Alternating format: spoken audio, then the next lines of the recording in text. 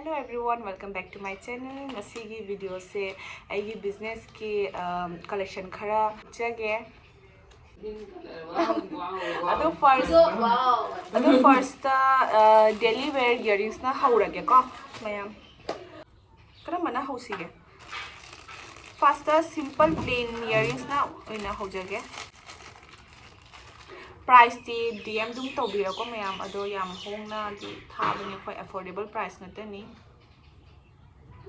Sisi tongan aja. Aku nih cool. Itu nih rakyat nih kesamnya. Ada aku tuh.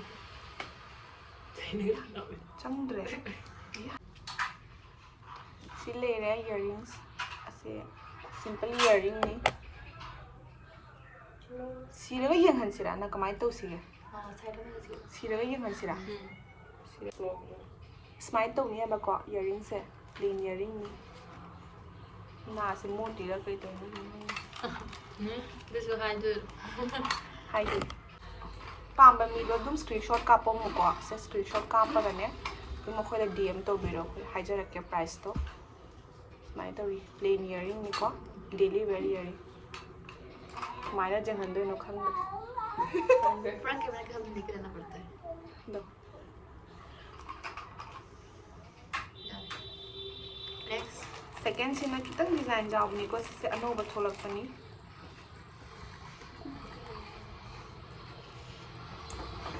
Sina. Kayak no. No. Design is minor to the design si uber. Uber sa. Nang mai aku jadi tadi.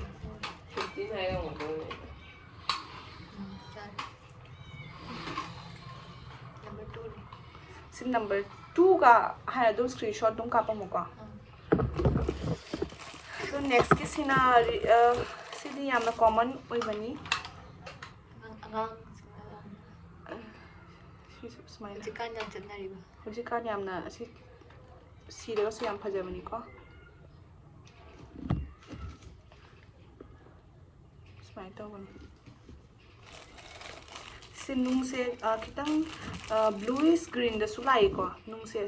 anoba nung lak pani yam phajabani jeng me nung se yam phajabani bluish green na turquoise green la kino ka high pani sis ado next ki sina sminer ring da ne jhumka jao ring da jhumka jao ba sisina machani smina da achoba su lei do sisina next asi the same ko jhumka jaw ba the ring da jhumka jaw ba sina green color gi ni Sayang. Cepat sih. Kalau sina purple color ka to nam oh ja ko sina purple color ni ko nung se kitang black ta chale ko black tinate se purple ni sisu ambi ba tara ka dino dum screenshot copy ramai sisina ring ni grapes ki ko red color yung ring ni grapes ki design daw sisina ahon nasu chin bajani sise maina huk jaw bini ko sina smile to circle ni do anu wasu lai smile to baning da huk jaw bini smile ahan gini ko sidi purple ki tu loya ga sina pink color da la kan ko si su ring ni si ring sina smile nung green color gi nung ni ko smile de na ko si bagi time ni tinong no sana hai du de Asi sila kenapa kudu lumai tu ya ba? Design tu alam ya ba? jangan kai bong bong si se red or red na se orange color gi nung da su le ni orange and white smile to kamai jangan du Apa tak dia jauh? Dah rồi. nang hui ne hu de ne ai Jadi biar soalnya. Jadi biar soalnya. As nanti nang ngemai dulu ni ba? Si smile na ko smile na dum la ka ni हंदक collection से जाम फजई ma'am स्माइना grapes द सुने स्माइना मनिंग the स्माइना screw की सुले लेनी उसे ग्रेप्स से पूरा ऐसे गोल्ड कलर निको गोल्ड कलर दा अदो अतई सुले कलेक्शन दे दो लोय जेंगहला रोय गे हुजिक की दी उनका नेक्स्ट टाइम जेंगन गे हुजिक खुदोक की हौरा गे को मैम अदो फर्स्ट सिंपल खुदोक ना हो गया से लोय एडजस्टेबल ngатani इन हुजिक जेंगन दे खुदोक सिन से लोय एडजस्टेबल ngатani से फर्स्ट से व्हाइट स्टोन की को डेली वेयर सु दुम तोबा जाय से व्हाइट कलर की नुम निको मैम दो नेक्स्ट ना से पिंक कलर की नुम ओइनी अफोर्डेबल प्राइस ngатani को मैम से दुम स्क्रीनशॉट कापगा दुम अफोर्डेबल सु ओइबा अदु लागा एडजस्टेबल सु ओइबा को द रिंग की साइज कहीं क्यूरन अदु ले सिन अनोबो डिजाइन थोरपनी मचा द को सिजो पर्पल कलर पई एडजस्ट तो मथो तानी पर्पल कलर की नुंग नि सिना पिंक कलर की नुंग दसु लेनी सिना पिंक कलर की नुंग दा तुम डेली वेयर ओइना दुम सिबा जायबा को ती सिट खरे नत्रा अंक कर ले सिना ग्रीन कलर की नुंग हां ग्रीन कलर की नुंग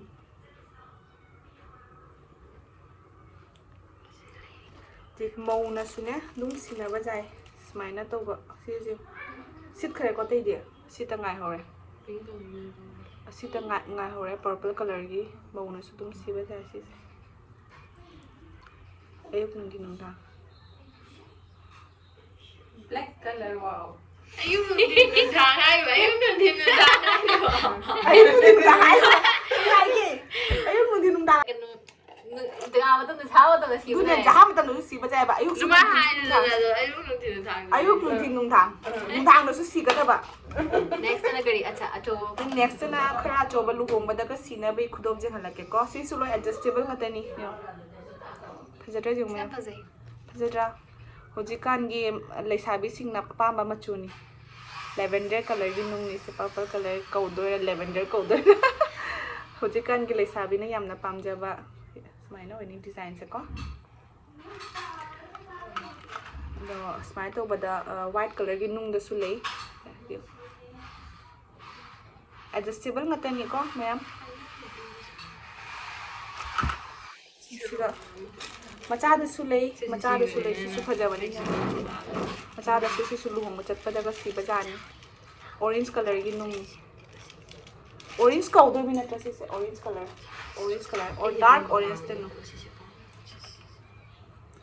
जिगी दुमाइना सेम ग्रीन कलर की नुंग दसु लेई को मैम लोयगा लुहंग मदा हंदक चटनाबा अचौबा पाम मीगी अचौबा सिसु adjustable ni achoba pamba mi gi ni ko ase white nung apamba mi su lei ni he white nung ga yellow nung ga da white yellow color gi nung da adu hujik lore khudok ka earring ga ong sai ga achoba ha ba du si ga lei ram jana sina अचौबा को अचौबा ring दा झुमकागा चाउरी ring से अचौबा ring दा झुमकागा सिगा white colour दा फंगनी white colour pink colour and red colour दा white हुजिगे तो white निको सिना पिंक कलर सिना रेड कलर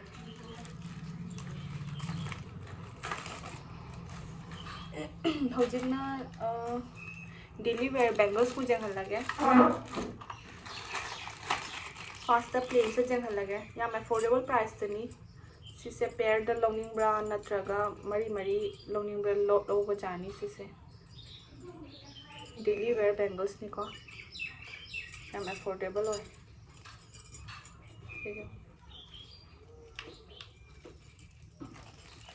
합천 비우네 से इन लथुई से मैं 합천 बिउने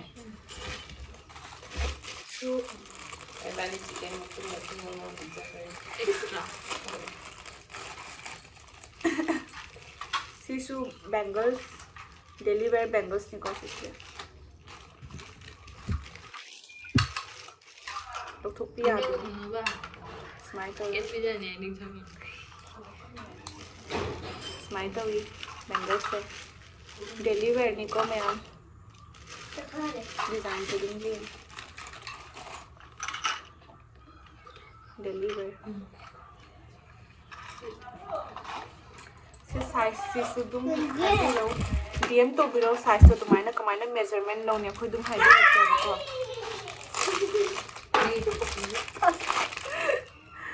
เสียเสียเขาก็ดีไซน์กันเลยเนี่ยสิเสียดุ้งล็อกพอดปะแต่ก็สีประจานนี่ล็อกพอดปะแต่ตีก็ได้ใกล้ๆนะเนาะจุฬาการันตีใกล้ๆเนาะคลางจริงบ้าโซสตีअति दिखे के लिए बाजार जब बना सु कितन कीरे का बाजार जाने का दी सिगुम बदे सी बजाने को मैं लोग थोप पनी mau ano bi oi gera ahan kaya mau ano bi oi gera naha oi gera ate dente ahan baga purana ga purana do kai hai gene mau naha nate mau ahan bi sala hai mau ahan bi mau hai don oi han de mau su dum si bajane ke mo ke bajar da natre ne oi ma ne asi je khan loi na ai di ke bajar ja da ne mau ahan bi na ta ke ba jam ko ko ta ni khamra loi na ngora edit ko da wa ai ba ha mapuno dunia do mapuna ura de ne mapu kana no khamda hai hai ekam de parsa na si su yam phajai to huji ki dumaina sosti da ka de kai ke le ine function kai le ine khoi me ti da handa ki na ti ne chung smana simple se luong ba su dum lai sabi na si bajai na tra ne si ba jai da bandan chat ba si ba office ba jai office chat ba su si bajai kari ki si ro do no ado daily wear bangles ti ne si da ne du wear ga si di khara di tangi ko mayam ado phajadi yam phajabani si screw jaw bani ko ado nung su green color ni phajabani jong mayam luhong bada ka si bajani luhong bada ka si bada si phajadoi mi si utang si ga amam ta si su dum phajadoi le sabi mau na su si bajai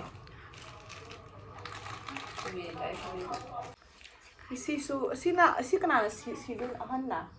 si loi si bajai si su phajai yam phajai jai na kari ta phajana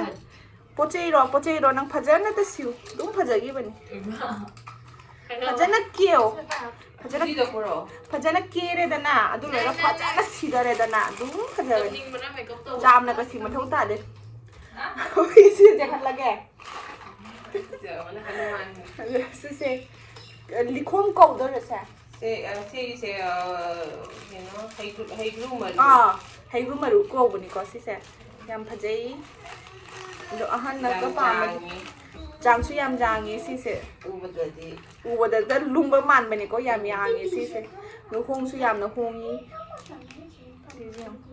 ubada ta noi ka no taw ni ang lum ga da ba man ga ni ko yam tang ga da ba man ni tang su tang de hongi yam na rồi là bác luôn là CD rồi là last but not the least khoi yi daily wear chain su lei họ có lei họ có ra được phần si su lei đi luôn ada sinabi lai sabi gi mau na su si bajani lai sabi na su si bajani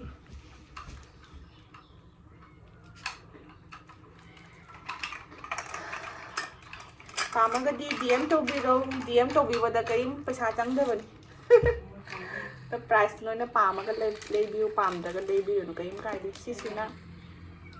daily wear earrings macha sorry daily wear kai ya ga chain daily wear chain ko si macha da yam phaja bani si se yam lem bani ko loiraga smaina su leire sina khara chawre locket se chain su khara chawri ko sisu apam mi chawra di haibi ro Play trouble day. Tôi sit khare chain gumba earring gumba di am sit liya ba ko mayam daily wear sina plain da ko nupa gi luong ba daga si ba daga luong ba daga chat pa daga si ba jani plain ko ni nupa su jai nupi su jai do nupa na si da nupi di loke chaw ba na si ba phaja ba ni ta ne sina nupa gi oina akoi tham अतिशु collection नि ma'am ले बनी को Instagram page ता link की सु ले बनी खुजी की सु म्याम ले बनी दो अमता हंगिरो स्टॉक ता ले लेत्रा दो हाई रखे दो नेकलेस ती अखोय गो हुजी सी से हम ले याम चटनेरी बनी सी से अंगांग बा खंगरे फदर जे हला सी रे गो ना जे हला गे सी से को 우리 애들도 강내도 해줘. 강내로. 그것도 빠야, 그것도 빠야. 그럼 그때는 빠야고. 저기 크라도 좀.